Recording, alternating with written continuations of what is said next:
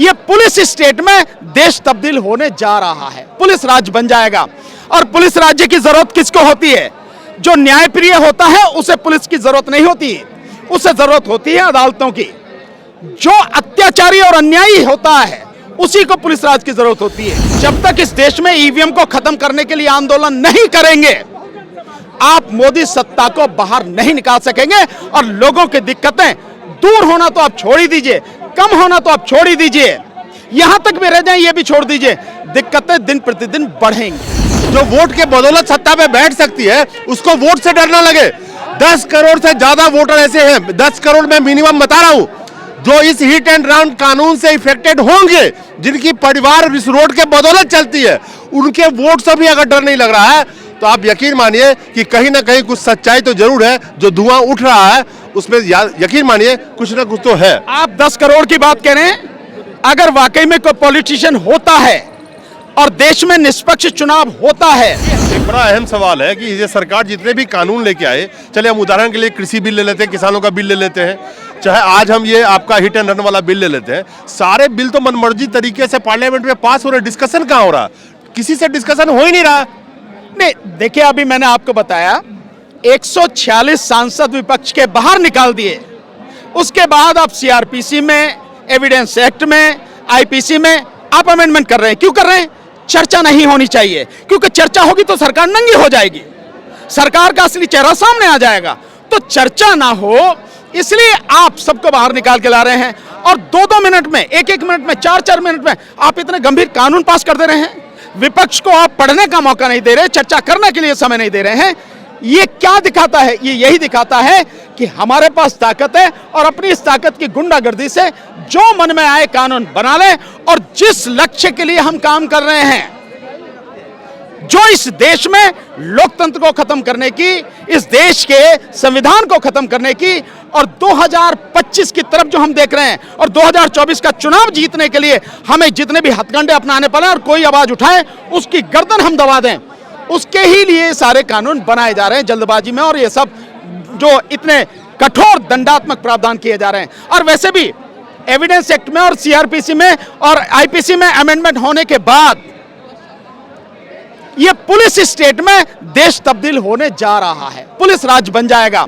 और पुलिस राज्य की जरूरत किसको होती है? जो न्यायप्रिय होता है उसे पुलिस की जरूरत नहीं होती, उसे जरूरत होती है अदालतों की। जो अत्याचारी और अन्यायी होता है उसी को पुलिस राज की जरूरत होती है। जो तानाशाह होता है उसी को पुलिस राज की जरूरत होती है। और जो लोकतंत्रात्मक सोच न रख के राजतंत्र की सोच जिसकी होती है उसी को पुलिस की जरूरत होती है। और वो पुलिस को अधिकार देता है ताकि पुलिस के माध्यम से लोगों का मुंह बंद कर सके, उन्हें उठा के जब चाहे जेल में बंद कर सके। उसी के तहत ये सारे काम हो रहे हैं। आखिरी सवाल ये है कि इस देश की सरकार जिसकी आप ताकत की बात कर रहे हैं, जो ताकत जनता ही देती है डेमोक्रेटिक वे में वोट दे करके, आज कम से कम हम मोटा बात करें, आंकड़ा हमने ऑन कैमरा आपको भी गिनवाया है, मिनिमम 10 करोड़ वोटर इससे इफेक्टिव होने जा रहे हैं। मैं मिनिमम कह रहा हूं, 22 करोड़ वोट बीजेपी को मिले थे 2019 में, ये 10 करोड़ वोटर की चिंता क्यों नहीं है उसको? देखो मैं आपको एक बात तो बता देता हूं, ये 10 करोड़ वोटर इफेक्टिव हों या 20 करोड़ हों, मोदी पे इस बात का असर नहीं पड़ता, क्योंकि इनकी वोटों की जरूरत नहीं है। वो ईवीएम से जितनी वोट चाहिए छाप लेता है, बहुत सीधी सी बात है। ये वोट जितने भी लोग आंदोलन कर रहे हैं, ये जब तक इस देश में ईवीएम को खत्म करने के लिए आंदोलन नहीं करेंगे, आप मोदी सत्ता को बाहर नहीं निकाल सकेंगे। और लोगों की दिक्कतें दूर होना तो आप छोड़ ही दीजिए, कम होना तो आप छोड़ ही दीजिए, यहां तक भी रह जाए ये भी छोड़ दीजिए, दिक्कतें दिन प्रतिदिन बढ़ेंगी, इनका और बुरा हाल होगा। तो इन सब लोगों को और आपके माध्यम से मैं कहना चाहूंगा कि 6 जनवरी को यानी कि 2 दिन बाद हम लोग यही इसी जंतर मंतर पर ईवीएम हटाने के लिए आंदोलन कर रहे हैं। आपके माध्यम से सबसे निवेदन है, जो भी मुझे देख रहे हैं, सुन रहे हैं, 6 जनवरी को यहीं आओ, इसी जंतर मंतर पर। ईवीएम सबकी लड़ाई है, हर किसी की वोट छीनी जा रही है। सो अपनी वोट बचाने के लिए, इस सत्ता को उखाड़ फेंकने के लिए जंतर मंतर पर 6 जनवरी को 12 बजे आओ, तभी देश बचेगा। अन्यथा आप कितनी भी कोशिश करते रहिए, सरकार पर कोई फर्क नहीं पड़ेगा, तभी देश बचेगा। सवाल यह है कि जिस सरकार को डेमोक्रेसी में वोट से डरना चाहिए, अगर 10 करोड़ के करीब वोटर का भी उसको ख्याल नहीं है, तो कहीं ना कहीं तो कुछ मामला जरूर है जो ये ईवीएम की बात कर रहे हैं। चाहे हम पीछे 4 राज्यों के चुनाव की बात करें, चाहे आने वाले 2024 के मई में हम जनरल इलेक्शन की बात करें, एक जो सरकार जो डेमोक्रेटिक वे में चुनी गई है, जो वोट के बदौलत सत्ता पे बैठ सकती है, उसको वोट से डरना लगे। 10 करोड़ से ज्यादा वोटर ऐसे हैं, 10 करोड़ में मिनिमम बता रहा हूं, जो इस हिट एंड रन कानून से इफेक्टेड होंगे, जिनकी परिवार इस रोड के बदौलत चलती है, उनके वोट से भी अगर डर नहीं लग रहा है, तो आप यकीन मानिए कि कहीं ना कहीं कुछ सच्चाई तो जरूर है। जो धुआं उठ रहा है उसमें यकीन मानिए कुछ ना कुछ तो है। आप 10 करोड़ की बात करें, अगर वाकई में कोई पॉलिटिशियन होता है और देश में निष्पक्ष चुनाव होता है, 10-20 लाख वोट भी इधर से उधर हो जाए तो भी उसके पैरों के नीचे की जमीन खिसक जाती है। यहां 10-10, 20-20 करोड़ लोगों की गर्दन काट दी जाती है और सरकार पे कोई फर्क नहीं है।